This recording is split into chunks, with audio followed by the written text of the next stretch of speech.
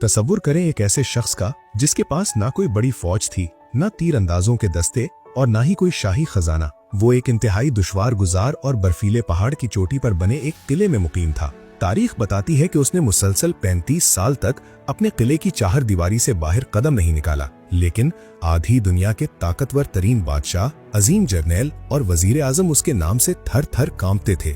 बड़े बड़े शहंशाह रात को सोते वक्त अपने खैमों और महल्लात में पहरेदारों की गिनती बढ़ा देते थे, क्योंकि उन्हें डर था कि वो पुरस्रार शख्स कहीं साए की तरह उनके बिस्तर तक न पहुंच जाए।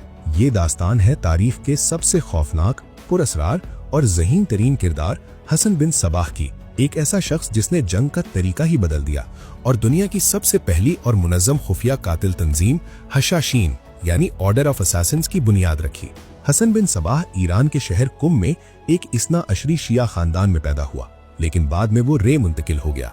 वो बचपन से ही इंतहाई सहीन, इल्म का प्यासा और पुरस्रार मिजाज का मालिक था।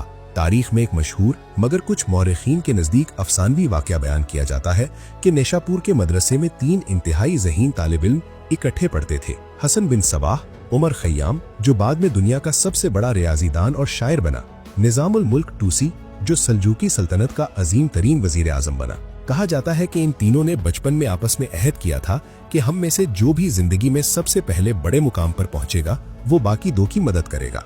जब निजामुल मुल्क वजीर आजम बन गया तो उसने उमर खय्याम को रसदगाह और वजीफा दे दिया और हसन को दरबार में आला ओहदा दिया। लेकिन हसन की जहानत और तुमूह इतना ज्यादा था कि निजामुल मुल्क को उससे खतरा महसूस होने लगा और महल की साजिशों के बायस हसन को दरबार से निकाल दिया गया। यहीं से हसन के दिल में निजामुल मुल्क और सल्जूकी सल्तनत के खिलाफ एक ना बुझने वाली आग भड़क उठी। हसन बिन सबाह दरबार से निकलने के बाद इस्माइली यानी फातमी अकीदे से मुतासिर हुआ। वो मजीद इल्म और ताकत की तलाश में मिस्र, काहिरा चला गया, जहां फातमी खिलाफत कायम थी। वहां भी उसकी जहानत ने उसे बहुत जल्द खलीफा के करीब कर दिया, लेकिन खलीफा के जानशीन के मसले पर हसन बिन सबाह ने बड़े शहजादे निजार की हिमायत की, जबकि ताकतवर जर्नैलों ने छोटे शहजादे को तख्त पर बिठा दिया। हसन को कैद करके एक जहाज में डालकर मिस्र से निकाल दिया गया। रास्ते में एक खौफनाक समुद्री तूफान आया। जहाज का अमला मौत के खौफ से रो रहा था, लेकिन हसन बिन सबाह इंतहाई सुकून से बैठा था। जब उससे पूछा गया कि तुम क्यों नहीं डर रहे, तो उसने मुस्कुरा कर कहा कि हमारा जहाज नहीं डूबेगा, क्योंकि मेरे जिम्मे अभी एक बहुत बड़ा काम बाकी है। तूफान वाकई थम गया और हसन बिन सबाह ईरान के साहिल पर उतरा। अब वो निजारी इस्माइली तहरीक का सबसे बड़ा दाई बन चुका था। हसन बिन सबाह जानता था कि सल्जूकी सल्तनत की लाखों की फौज से वो खुले मैदान में नहीं लड़ सकता। उसे एक ऐसे गढ़ की जरूरत थी जहां तक दुश्मन की फौज न पहुंच सके। उसने एल्बर्स के संगलाख पहाड़ों में एक किला ढूंढ निकाला, जिसे किले अलमौत कहा जाता है। अलमौत का मतलब है इकाब का घोंसला यानी ईगल्स नेस्ट। ये किला इतने बुलंदी पर था कि इस तक पहुंचने का सिर्फ एक ही तंग और खतरनाक रास्ता था। 1090 ईस्वी में हसन ने बगैर खून बहाए कमाल जहानत से इस किले पर कब्जा कर लिया। वो एक दरवेश के भेस में किले में दाखिल हुआ, वहां के पहरेदारों को अपने अकीदे से मुतासिर किया और किले के गवर्नर को 3000 सोने के दीनार देकर किला खरीद लिया। यहाँ से उसने अपनी इस खुफिया तंजीम की बुनियाद रखी, जिसने पूरी दुनिया का नक्शा हिला दिया। हसन बिन सबाह को अब शेखुल जबल यानी old man of the mountain कहा जाने लगा। हसन बिन सबाह का हथियार तलवार नहीं बल्कि खौफ और अकीदा था। उसने अपने पैरोकारों को इस हद तक ज़हनी तौर पर तैयार किया कि वो उसके एक इशारे पर हंसते हंसते मौत के मुंह में कूद जाते। इन जाननिशारों को फिदाइन यानी फिदाइन कहा जाता था। मशहूर इतालवी सयाह मार्को पोलो ने इनके बारे में एक मशहूर दास्तान लिखी है, जिसे कई मौरखीन दुश्मनों का उड़ाया हुआ अफसाना मानते हैं कि हसन बिन सबाह ने किले के पीछे एक इंतहाई खूबसूरत बाग बनवाया था, जिसमें नहरें, फल, शराब और खूबसूरत लड़कियां यानी हूरें थीं। वो अपने नौजवान फिदाइन को हशीश पिलाकर बेहोश करता और इस बाग में ले जाता।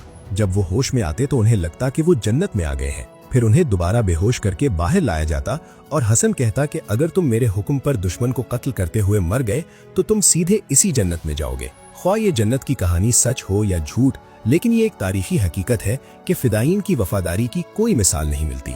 एक बार जब सल्जूकी सुल्तान का एक सफीर हसन बिन सबाह को डराने के लिए किले अलमौत आया, तो हसन ने उसे अपनी ताकत दिखाने के लिए किले की दीवार पर खड़े अपने 2 फिदाइन की तरफ इशारा किया और कहा, नीचे कूद जाओ। पलक झपकते ही इन दोनों नौजवानों ने मुस्कुराते हुए सैकड़ों फीट गहरी खाई में छलांग लगा दी और हड्डियां पसलियां एक करवा लें। सफीर की टांगें कांपने लगीं। हसन बिन सबाह की जंगी हिकमत अमली बहुत सादा और खौफनाक थी। फौज से लड़ने के बजाय फौज के दिमाग को उड़ा दो। उनका पहला और सबसे बड़ा निशाना कोई और नहीं बल्कि वही अजीमुशान सल्जोकी वजीर आजम निजामुल मुल्क तूसी था। अक्टूबर 1092 में हसन बिन सबाह का एक फिदाई सूफी दरवेश के भेस में निजामुल मुल्क की पालकी के करीब गया। उसने इल्तजा की कि वो कुछ मांगना चाहता है। जैसे ही उस बूढ़े वजीर ने हाथ बढ़ाया, फिदाई ने आस्तीन से जहरीला खंजर निकाला और सल्तनत के सबसे बड़े दिमाग के सीने में उतार दिया। ये एक जलजला था। एक खंजर ने वो काम कर दिया जो लाखों की फौज नहीं कर सकती थी। सल्जोकी सल्तनत अफरा तफरी का शिकार हो गई। निजामुल मुल्क और मलिक शाह की मौत के बाद हशाशीन की दहशत इतनी बढ़ गई कि वजीर और खलीफा अपने कपड़ों के अंदर हर वक्त लोहे की जिरह पहने रहते थे। हशाशीन के फिदाईन भेस बदलने में इतने माहिर थे कि वो कभी राहिब, कभी ताजिर और कभी मुहाफिज बनकर दुश्मन के बिल्कुल करीब पहुंच जाते। सल्जोकी सुल्तान अहमद संजर ने किले अलमौत को तबाह करने के लिए एक बड़ी फौज रवाना की। एक सुबह जब सुल्तान संजर नींद से बेदार हुआ तो उसके होश उड़ गए। उसके सरहाने यानी तकिए के बिल्कुल करीब जमीन में एक खंजर गड़ा हुआ था और उसके साथ एक खत मौजूद था। खत में लिखा था, ए सुल्तान, अगर मेरी नीयत तुम्हारे लिए बुरी होती तो ये खंजर सख्त जमीन में गड़ने के बजाय तुम्हारे नरम सीने में गड़ा होता। हमारी तरफ फौजें भेजना बंद कर दो। सुल्तान संजर इतना खौफजदा हुआ कि उसने फौरन अपनी फौज वापस बुला ली और हसन बिन सबाह के साथ अमन का मुआहदा कर लिया।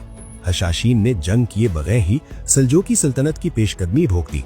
हसन बिन सबाह की ताकत का राज उसका सख्त तरीन डिसिप्लिन और सादगी थी। वो कोई अय्याश हुक्मरान नहीं था। उसने अपनी पूरी जिंदगी किले अलमौत में सादगी से गुजारी।